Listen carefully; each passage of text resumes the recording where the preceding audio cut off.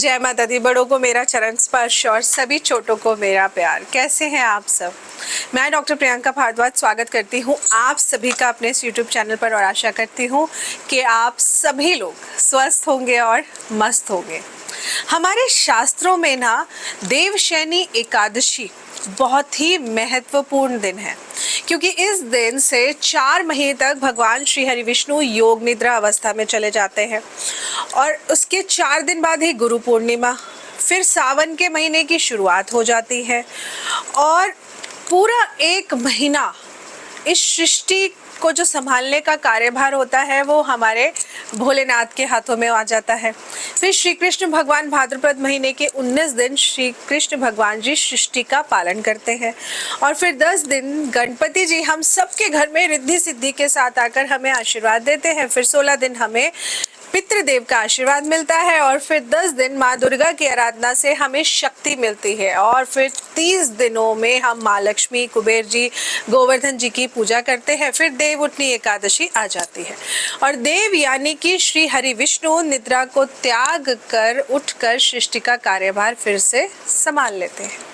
तो इस बार देवशयनी एकादशी 6 जुलाई को मनाई जाएगी, लेकिन देवशयनी एकादशी से शुरू करके 4 महीने तक कोई भी शुभ काम जैसे कि विवाह, मुंडन, गृह प्रवेश, घर की नींव रखना, इस तरीके के शुभ काम नहीं होंगे। ये वर्जित माना जाता है, इसलिए हम इसे चातुर्मास भी कहते हैं। तो आइए ये जान लेते हैं कि अब हमें करना क्या क्या है, क्या नहीं करना वो तो मैंने आपको बता दिया, लेकिन अब करना क्या क्या है हमें, क्योंकि इस बार 6 जुलाई को हम सब मनाएंगे देवशयनी एकादशी। तो 6 जुलाई से शुभ कार्य सारे बंद हो जाएंगे। अब जो जो करना है वो ध्यान से नोट कर लीजिएगा, गड़बड़ नहीं होनी चाहिए। तो तुलसी के पौधे की पूजा करना बहुत ही उत्तम माना जाता है। जानते हैं क्यों? क्योंकि भगवान श्री हरि विष्णु को बहुत प्रिय होता है तुलसी का पौधा। ऐसे में देवशयनी एकादशी की शाम को तुलसी के पौधे के पास गाय के घी का दीपक जरूर जलाना चाहिए। ऐसा करने से माँ लक्ष्मी खुश होती हैं और हमारे घर में धन धान्य का आशीर्वाद देती हैं। इस दिन घर के मुख्य द्वार के दोनों तरफ हमें दीपक जरूर जलाना चाहिए। ऐसा माना जाता है कि ऐसा करने से भी हमारे घर की नकारात्मक ऊर्जा दूर होती है और इसके साथ ही हमारे घर में सुख, शांति और समृद्धि का वास हमेशा के लिए बन जाता है। तो ये जो दीपक है ना, वो सुबह और शाम दोनों समय में हमें घर के मुख्य द्वार के दोनों तरफ ज़रूर जलाना चाहिए। इसके अलावा इस दिन हमें पूजा घर में भी भगवान श्री हरि विष्णु और माता लक्ष्मी के सामने एक दीपक जलाना चाहिए और ऐसा करने से भी भगवान श्री हरि विष्णु का विशेष आशीर्वाद हम सबको मिलता है और हमारे घर में खुशहाली आती है। अच्छा, इस पावन तिथि पर ना हमें शाम के समय पीपल के पेड़ के नीचे भी एक दीपक जरूर जलाना चाहिए, क्योंकि पीपल के पेड़ में देवताओं का वास माना जाता है और इस दिन दीपक जलाने से पितरों को भी शांति मिलती है। तो ये करना तो बिल्कुल मत भूलिएगा।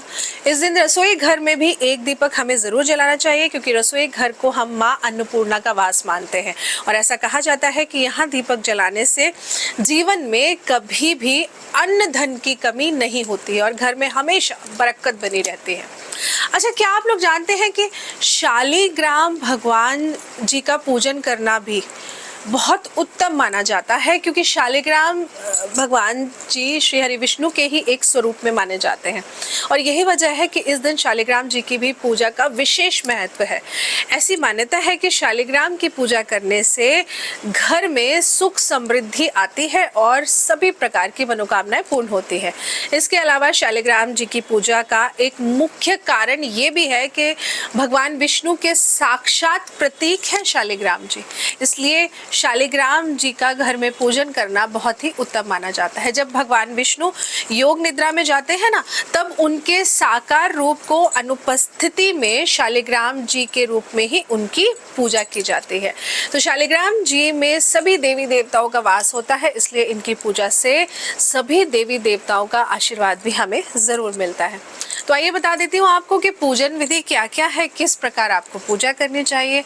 सबसे पहले तो देखिए, देवशयनी एकादशी वाले दिन आप सुबह उठिए, सुबह जल्दी उठकर आप स्नान करिए, स्नान करके सूर्यदेव को जल अर्पण करिए, फिर पीले रंग के वस्त्र आप खुद धारण करिए।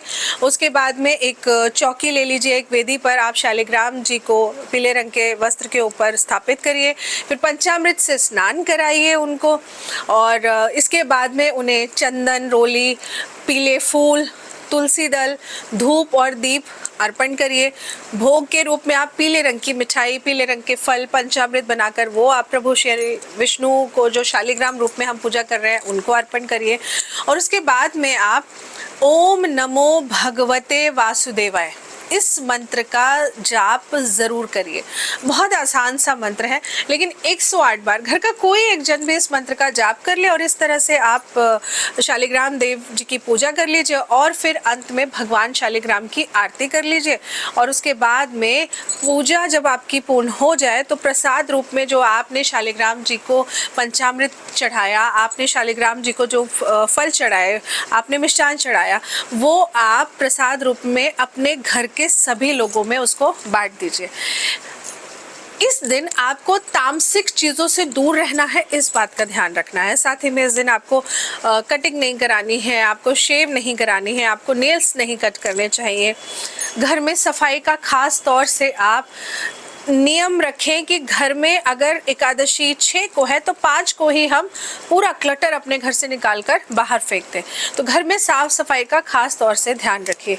बहुत छोटी छोटी सी चीज़ें हैं करने के लिए, लेकिन इस दिन मैंने आपको कोई बहुत बड़ी पूजा पाठ करने को नहीं बोला है। आप नॉर्मल तरीके से ही आप, क्योंकि देखिए देव जब 4 महीने के लिए योग निद्रा में जाएंगे तो वही शालिग्राम जी का पूजन आप लगातार 4 महीने करेंगे। मैं तो कहती हूँ शालिग्राम जी का पूजन 12 महीने करिए, लेकिन आज के दिन जिनके घर भी शालिग्राम है, और ऐसे भी लोग हैं जो मेरी वीडियो को देखकर मानते हैं और कहेंगे कि हाँ ऐसा है, क्योंकि आप ही लोगों के मैसेज आए इसीलिए पूजन विधि मैंने आपको बहुत ही आसानी से बताई है।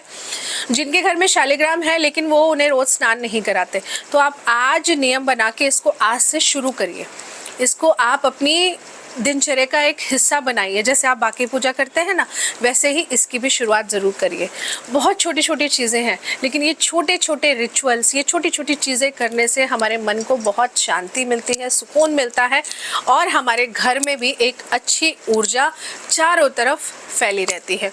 आशा करती हूँ कि आपको जानकारी अच्छी लगी होगी। जानकारी अच्छी लगी हो तो प्लीज़ वीडियो को लाइक करिएगा, चैनल को सब्सक्राइब करना मत भूलिएगा, और ज़्यादा से ज़्यादा वीडियो को शेयर ज़रूर करिएगा। और लाइक करने को इसलिए कहती हूँ, जब आप लाइक करते हैं ना तो यूट्यूब वीडियो को ज़्यादा से ज़्यादा रिकमेंड करता है। जय माता दी।